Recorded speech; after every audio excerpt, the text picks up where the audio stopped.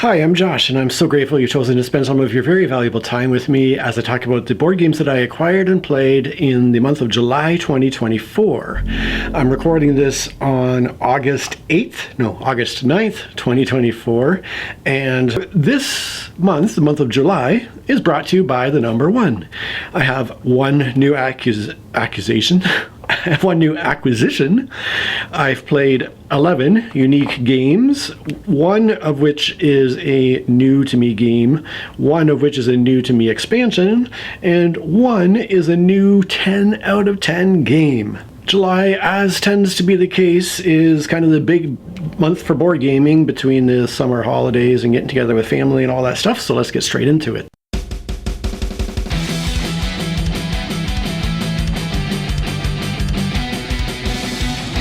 My one acquisition for the month of July was a very generous gift from the person who is already my most generous Patreon supporter, Osmondas Perfect.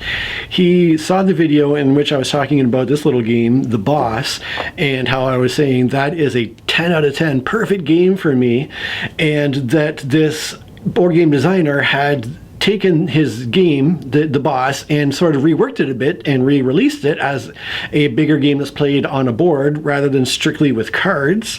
And that is a game that I just couldn't find anywhere in North America for sale. So I was a little disappointed because The Boss was a 10 out of 10 game for me, and I was like, if the designers reworked this game, surely it must be another amazing game. And then Osmondas got in touch with me and said, I'm in Europe, I can get this game and send it to you. And I'm like, what? That's amazing, because I had already been sitting there looking at all the game components going, I wonder if I could somehow make my own copy of this game. And I was looking at all the tokens and components and going, oh, this would be a huge chore to try to make it myself. And so when Osmondas said that he could get this game for me, I was like, what? Are you kidding me? And so I have in my hand a copy of Les Apaches de Paris, which, again, same designer as The Boss. Very similar style of game, but reworked in a number of different ways. All I had to do was download the English version of the rules. The rest of the game components are pretty much language independent. And in fact, this probably actually even arrived late June, now that I think about it. So it probably should have been on last month's list, but I have it here for July. And in fact, I got the game played in the month of July. So we will talk about it when I get to it. As usual, I'm going to talk about the games that I played this month in order of my lowest rated game to my highest rated game. Let's get into those. The first of these is my 12-year-old son's latest obsession. This is a game called Space Marine Adventures Rise of the Orcs. In the video where I talked about our games played for June, I talked about this one a fair bit and how Wyatt was getting all into the Warhammer 40k universe, and so he was enjoying playing this game. He has continued with his customization of the game because he had previously painted up the game figures, and then he started working on a custom character with custom abilities and their own cards to go along with it. He started thinking about various custom orc tokens he can make for it to do his own little things with the game there, which was pretty cool. And he even had his best friend here in the neighborhood over and taught him how to play, and the two of them played it together. So Wyatt continues to have great fun with it. I rate it as a family game a 6 out of 10. I definitely enjoy playing it with Wyatt. It's not my favorite game by any means. Wyatt, though, does rate it a 9.5 out of 10. It's amongst his all-time favorites. Evan had given it a 7 out of 10, stating it was kind of boring. And then when I asked Wyatt's friend what rating he would give the game, his friend said he would give it a 10 out of 10. He enjoyed it quite a lot. So, yep, Wyatt continues to enjoy this particular one.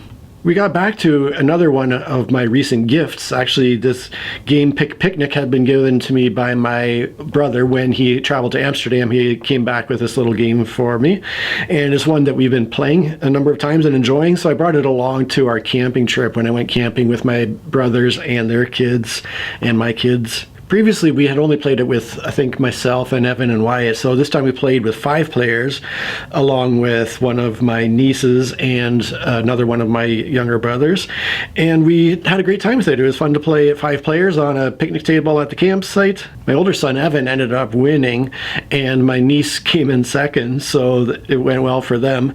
I rate the game a 6.5 out of 10. I enjoy it. It's a really fun game to pull out and play as just a quick, fun experience. A although obviously not an all-time favorite. Wyatt rates the game a 6.8 out of 10, weirdly enough. And when I asked Evan for a rating, he stated it was a solid 8. So yeah, it's been a hit with us. Next, getting back to another one of Wyatt's favorite little games, we have Raptor, a strictly two-player asymmetrical game where one player is the dinos, the other player is the scientists, trying to capture baby dinosaurs to study.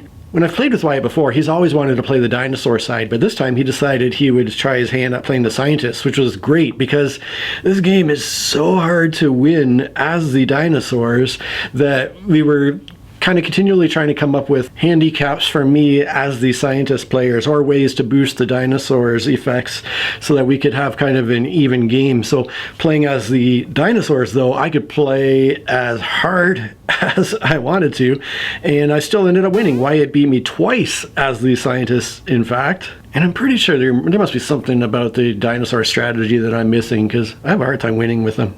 I rate Raptor a 7 out of 10.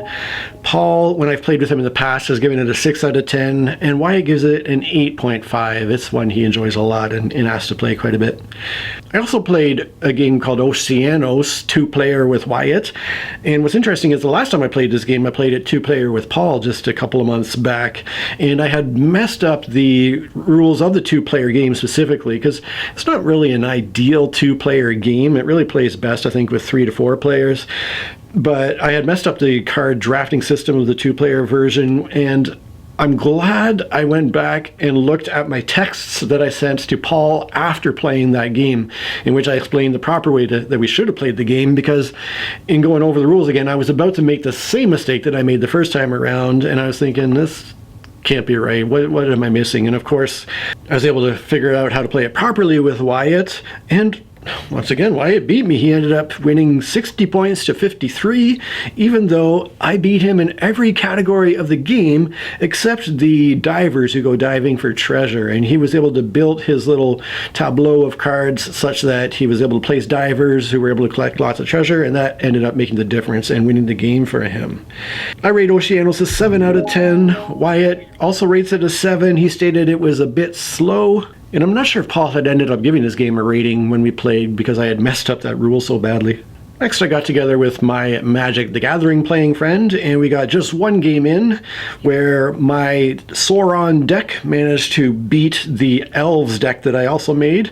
Although it was a close run match, I was over time wearing down the life of the Elves turn after turn while the Elves were unable to strike back until they had one huge giant turn where Mark sent all his might at me. He got me down to 1 life, but just couldn't find any way to get that last remaining life down, and then I was able to come back the next turn and finish him off. So at least it was a close run game, and I was super happy to get a couple of my Lord of the Rings decks to the table. I rate Magic in general a 7.5 out of 10, although I've been having a ton of fun making more Lord of the Rings decks in the meantime as well. Another one I got back to in July was my Hive version on my computer, the one I got through Steam. So I played a couple of games against the AI on Steam using the Mosquito, the Ladybug, and the Pillbug expansions, throwing it all in there. I had 1 loss and 1 win, and the AI is just really good on this Steam version of the game. It's really challenging even to play at the simpler levels. So it's a great way to learn the game and to play the game if you don't have someone to play it with. In general, I rate Hive an 8 out of 10. It's just a really solid 2-player abstract strategy game with no luck to it, really. It's very chess-like in that manner. Now, the next 4 games that I'm going to talk about are all rated 9 out of 10 or higher, so these are some of my top-tier games. Paul and I got back to Planet Unknown, which was our 8th play of the game, and now Paul and I have both had a chance to try all of the unique planets and all of the unique corporations. So we've basically both had a chance to try all aspects of the base game. Looking forward to getting that expansion. I did crowdfund the expansion. I'm not exactly sure when it's going to be coming out, but one thing is I do keep losing the game, so I ended up losing for the 7th time out of our 8 plays. I lost 61 points to 55 this time around, and when I was looking back at our previous games, the only game I ever won was actually a tie, and we had to go to the tiebreakers to determine the fact that I had actually won the game. So Paul beats me very regularly and consistently at Planet Unknown, but when it comes to board gaming, the fun for me is not in the winning, but just in the playing and the experiencing the games. So doesn't really bother me all that much. I was really excited next to get back to Battles of Westeros because Paul and I had previously played through the 10 scenarios that came in the base game, but I also have all the expansions for Battles of Westeros. So we broke out the Wardens of the West, which has 3 little scenarios in this mini expansion. I got to play around with a few new units, including these pikemen, who, when you have the pikemen on the board at the beginning of every round, you get to determine whether the pikemen are in more of an offensive position or more of a defensive formation. And being the type of player I am, you should know that if there's a choice between offense and defense, I'm going to go for the offense. However, this ended up being a huge strategic error in this particular scenario. I was really in a position where I should have been much more defensively oriented. I ended up getting really completely wiped out. I lost 13 points to 4, and I only had 2 lonely archers surviving on the board of my entire army that had started out. But at least I had got to light stuff on fire. So it's always fun to be able to light some fires. It was funny, Paul said he felt kind of bad. He was like, I hope you still had fun playing this one. And again, I was like, getting trounced is not the end of the world. The fun for me is just in playing the game and trying stuff out and maybe learning a thing or two along the way. Like if you have a bunch of pikemen, set them up in a nice defensive formation so you can't get trampled by the opponent's cavalry. Moving on now to one of my newer games that's just been a smash hit, and that is Sky Team, which just actually won the most prestigious board gaming award, which was the German Spiel des Jahres, which is the board game of the year that is awarded every year in Germany. And what's unique about this one is that it's not often awarded to 2-player games, because the German Game of the Year award is really geared towards family gaming. So it's pretty cool that it won, and deservedly so. It's an amazing little cooperative game where one player is the pilot, one player is the co-pilot, and together you're trying to land a plane. And this is all done through a mechanism of dice rolling and dice placement, where you have to secretly roll your dice behind a screen. You're not allowed to tell your fellow co-pilot what dice rolls you have. You just have to take turns placing the dice and hoping you can kind of work together to get done what needs to be done in order to land your plane safely. It's absolutely brilliant in how much theme is covered with such simple mechanisms. It's a genius design, although I do wonder how this little simple 4 dice rolling system would hold up with the increasing difficulty of all the other stuff in the game that I haven't gotten to yet. I wonder if as you increase the difficulty and add more stuff, more obstacles you have to overcome, does that just increase the amount of random luck you need in order to succeed? I'm not exactly sure, but I'm certainly anxious to keep playing the game and try some of this other stuff that's in there. So this time around, I actually played 2-player with Evan, and we played just the most basic scenario, and we won it fairly easily, actually. And then we played just the next step up in the difficulty level, so still pretty much minimal difficulty, but we ended up losing that time with only a single airplane that was left on the runway that we didn't clear out of the way in time, and we crashed into this airplane on the runway and died a fiery, horrific death in our airplane. But the cool thing about this too is this is another game that I took along with us to camping because it's just a nice small portable box. And Evan ended up teaching one of his cousins how to play, and I think they ended up playing 3 times. And then when we got back, he had one of his neighborhood friends over, and he taught this friend how to play the game as well. So Evan ended up teaching the game to a couple of his friends, and it just shows how much he enjoys it as well, which is pretty fun. I'm looking forward to playing it more with him in the future. Previously, I had rated Sky Team an 8.5 out of 10, but after further plays, I really realized I needed to bump that up to a 9 out of 10. You know, what can I say? There's almost nothing wrong with the design. It's such a tight, perfect little design, other than just a fair bit of luck involved with the rolling of the dice. But be that as it may, I bumped my rating up to a 9 out of 10. Paul, when I played it with him in the past, I rated it an 8.5 out of 10. Evan also rates it an 8.5 out of 10. And when I asked my nephew that Evan had played with what he would rate the game, my nephew said he gives it an 8 out of 10. Hi, Charlie. And then Paul and I got back to our old favorite, Spirit Island. We played with our new Jagged Earth expansion, as well as with the Branch and Claw expansion that we've been playing with for quite a long time now. So the spirit that I chose to play this time might not surprise you to hear, was called Grinning Trickster Stirs Up Trouble. And Paul's spirit was called Lure of the Deep Wilderness, and we actually came the closest we've ever come to losing the game, although in the end we still squeaked out a victory. And this is despite the fact that we were both playing just moderate difficulty spirits, which were from the Branch and Claw expansions, and the moderate spirits in that expansion are the lowest difficulty you can play, because that expansion comes with moderate, high, and very high difficulty levels. So yeah, we weren't playing with difficult spirits, but we came close to losing this time around. I know last month we had mentioned we had won quite easily, in large part to a rules error I had made. But I'm super excited that I have this expansion because we have all these new spirits to try playing, and every spirit plays so differently. It's just such an amazing design in that regard, in that there's so much different asymmetrical play, such unique experiences playing each spirit, and yet the game just works every time. So I rate the game 9.5 out of 10. Paul rates it a perfect 10 out of 10, like I mentioned last month. And then finally, we have the best game of the month, and also the newest game of the month, because I got to play Les Apaches de Paris, 2 players with Paul. And what's interesting in that the boss is not a great 2-player game. It's really at its best with 3 to 4 players, I think.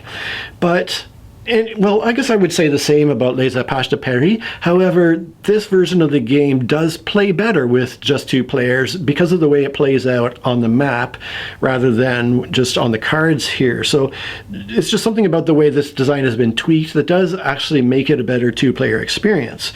Like I said, I would still prefer it with 3 to 4 players. Probably 3 would be kind of the sweet spot here. And even though Paul, once again, beat me by a lot, your final score essentially is the amount of money you have at the end of the game. Paul ended up with around $3,150. I think I had about $2,200, so it wasn't all that close, and yet I loved it. I thought it was a really great twist on the boss. The dynamics of playing on a board and being able to choose to either move your little followers around on the board or add new ones into regions is interesting. The prizes you can win in the different regions are kind of interesting in how they're done. So there's a lot of great stuff about this design and the tweaks that were made to the boss. Do you need both games in the collection? I mean, I do, because I think they're amazing. But if you were going to get one, if you can get hold of this one, this is probably the one to get. But when it comes down to it, this is another perfect 10 out of 10 game for me, easily. Absolutely love it. This is another really tight, no-fat design. Everything that's in the game just really makes it better. Paul rates the game 7 out of 10, so he thought it was decent, but not a favorite for him. And that's why I like providing Paul's rating as well as my kids' ratings, just so you don't just take my word on everything. Just because I say a game is 10 out of 10 doesn't mean it's necessarily going to be a perfect game for everybody.